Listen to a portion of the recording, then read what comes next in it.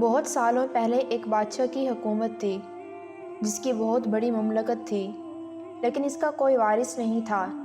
اس کی 5 بیٹیاں تھیں اور کوئی بھی بیٹا نہیں تھا۔ جب بادشاہ خوش ہو جاتا تو اپنی بیٹیوں کو بلاتا، ایک لائن میں کھڑا کرتا اور پوچھتا، مجھے بتاؤ تم کس کا کھاتی ہو، کس کا پہنتی ہو۔ ہر دفعہ بادشاہ کی سب سے چھوٹی بیٹی جواب میں کہتی، میں اللہ کا کھاتی اور اس کا اوڑھتی ہوں، جس پر بادشاہ کو بے حد غصہ آتا اور اپنی بیٹی کی اس بات کو بادشاہ سنتے ہی آگ بگولا ہو گیا اور کہنے لگا، اے کم بخت، تو نے میری ناشکری کی ہے، تجھے اس کی سزا ضرور ملے گی۔ شہزادی نے کہا، جو حکم ابا حضور۔ بادشاہ نے سپاہیوں کو حکم دیا کہ جاؤ اسے جنگل میں چھوڑ آؤ، میں بھی دیکھوں کہ یہ میرے بغیر کیسے اللہ کا دیا کھاتی ہے اور اپنے نصیب کا پہنتی ہے۔ شہزادی سے تمام زیورات واپس لے لیے گئے اور خستہ حال کپڑوں میں بغیر کسی ساز و سامان کے شہزادی کو بادشاہ کے حکم کے مطابق جنگل میں تنہا چھوڑ دیا گیا۔ لیکن شہزادی بہت پرسکون اور مطمئن تھی، اللہ پر توکل کرنے والی تھی کہ جو اس نے رزق اور عیش و عشرت میرے نصیب میں لکھا ہے وہ مجھے ضرور ملے گا۔ سپاہی شہزادی کو جنگل میں چھوڑ کر واپس چلے گئے۔ شہزادی جنگل کو دیکھنے لگی، چاروں طرف درخت ہی درخت تھے اور دوپہر سے شام ہونے والی تھی۔ شہزادی نے سوچا، کیوں نہ کچھ لکڑیاں جمع کر لوں تاکہ رات کو آگ جلاؤں، پھر کوئی جنگلی جانور پاس نہیں آئے گا اور رات بھی گزر جائے گی۔ شہزادی جنگل میں سے لکڑیاں اکٹھی کرنے لگی۔ اس کی نظر ایک جھونپڑی پر پڑی جہاں ایک بکری بندھی ہوئی تھی اور اندر سے کھانسنے کی آواز آ رہی تھی۔ پہلے تو شہزادی بہت حیران ہوئی کہ اتنی ویران جگہ پر جھونپڑی۔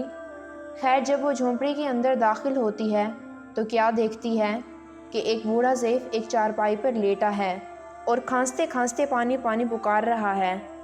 شہزادی ادھر ادھر دیکھتی ہے تو اسے کونے میں پانی کا ایک گھڑا نظر آتا ہے۔ وہ بوڑھے ضعیف کو پانی پلاتی ہے اور جھونپڑی کی صفائی بھی کرتی ہے۔ اتنے میں بوڑھا ضعیف شہزادی سے پوچھتا ہے کہ تم کون ہو اور اتنے بڑے جنگل میں تم کیا کر رہی ہو؟ شہزادی انہیں بتاتی ہے کہ وہ یہاں تک کیسے پہنچی۔ بوڑھا ضعیف اسے جھونپڑی میں ہی رکنے کا بولتا ہے اور کہتا ہے کہ میں شہر میں کام کرتا ہوں، صبح چلا جاؤں گا اور 8 دن کے بعد آؤں گا۔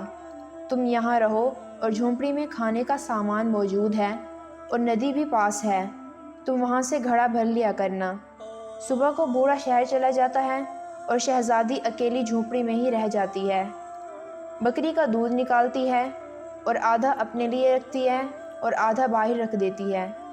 رات کو کوئی جانور بھوکا یا پیاسا ہوگا تو وہ پی لے گا اور خود اندر جا کر سو جاتی ہے۔ صبح سویرے جب شہزادی اٹھتی ہے تو دیکھتی ہے کہ دودھ کا برتن خالی اور پاس ایک لال پڑا ہے جو دیکھنے میں بہت ہی نایاب اور قیمتی معلوم ہوتا ہے، اور پاس ہی سانپ کے نشان بھی نظر آتے ہیں۔ شہزادی بہت حیران ہوتی ہے، پھر وہ لال اٹھا کر اپنے پاس رکھ لیتی ہے اور پھر اگلی رات شہزادی برتن میں دودھ رکھ دیتی ہے اور اگلی صبح جب دیکھتی ہے تو پھر ایک لال ہوتا ہے۔ ایسے ہی کرتے کرتے 7 دن گزر جاتے ہیں اور شہزادی کے پاس 7 لال جمع ہو جاتے ہیں۔ اس دن بوڑھا بھی آ جاتا ہے، تب شہزادی اسے لال دکھاتی ہے اور کہتی ہے کہ شہر جا کر یہ لال بیچ دو اور آتے وقت اپنے ساتھ محل بنانے والے مزدور لے کر آنا۔ باقی 4 لال شہزادی اپنے گلے میں مالا کے طور پر پہن لیتی ہے اور کچھ ہی مہینوں میں جنگل میں ایک فیکٹری لگا دیتی ہے جس میں غریب کام کرتے ہیں اور ان کا دانہ پانی بھی چلتا رہتا ہے۔ دیکھتے ہی دیکھتے جنگل شہر نما بن جاتا ہے اور دور دور تک دھوم مچ جاتی ہے کہ شہزادی بہت رحم دل ہے۔ یہ خبر ایسے ہی بادشاہ تک بھی پہنچ جاتی ہے تو بادشاہ کے دل میں اشتیاق ہوتا ہے کہ دیکھوں تو صحیح کہ یہ کون ہے جس کی اتنی تعریف ہوتی رہتی ہے۔ بادشاہ شہزادی سے ملنے کے لیے سپاہیوں کے ہاتھوں پیغام بھجواتا ہے۔ شہزادی کے سپاہی شہزادی کو بتاتے ہیں تو شہزادی یہ حکم دیتی ہے کہ بادشاہ سلامت ہم سے ایک شرط پر مل سکتے ہیں کہ وہ اپنی تمام بیٹیوں کے ساتھ آئیں۔ سپاہی جا کر بادشاہ کو پیغام دیتے ہیں تو بادشاہ اپنی تمام بیٹیوں کے ساتھ شہزادی کے محل میں پہنچ جاتا ہے۔ شہزادی ان سب سے ملتی ہے، چہرے پر نقاب کر کے، اور ان کے لیے 5 قسم کے کھانے پیش کرتی ہے، اور ہر کھانے کے ساتھ اسی رنگ کا جوڑا اور زیورات پہن کر آتی ہے۔ محل کی شان و شوکت، خوبصورتی اور شہزادی کا انداز بادشاہ اور باقی تمام شہزادیوں کو بہت حیران اور متاثر کرتا ہے۔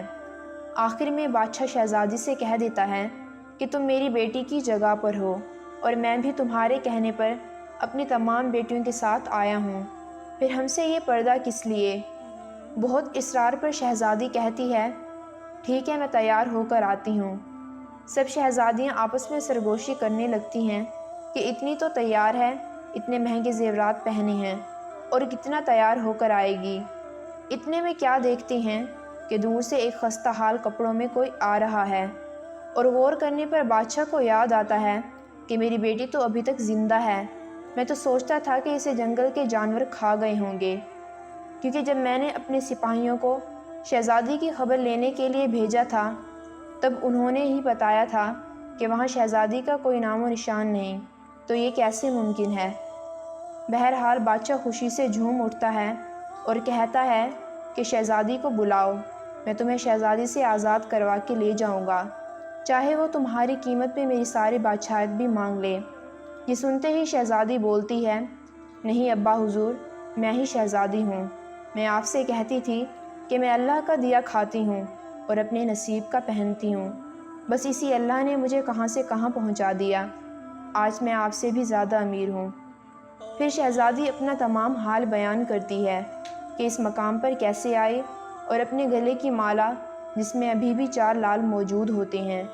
یہ بات سنتے ہی باقی تمام شہزادیاں دل میں رشک کرنے لگتی ہیں اور سوچتی ہیں، کاش ہم نے بھی تب یہی کہا ہوتا کہ اللہ کا دیا کھاتی ہیں اور اپنے نصیب کا پہنتی ہیں۔ اللہ تعالیٰ نے ہر انسان کے حصے میں جو رزق لکھ دیا ہے وہ اس کو مل کر رہتا ہے۔ اب اس رزق کو آپ چاہیں تو حرام طریقے سے حاصل کریں، چاہے تو حلال طریقے سے، رزق جتنا لکھا گیا ہے اتنا ہی ملنا ہے۔ اللہ رب العزت سے دعا ہے کہ ہمیں صرف اور صرف رزق حلال کھانے ہی نصیب کرے اور ہمیں حرام سے بچائے۔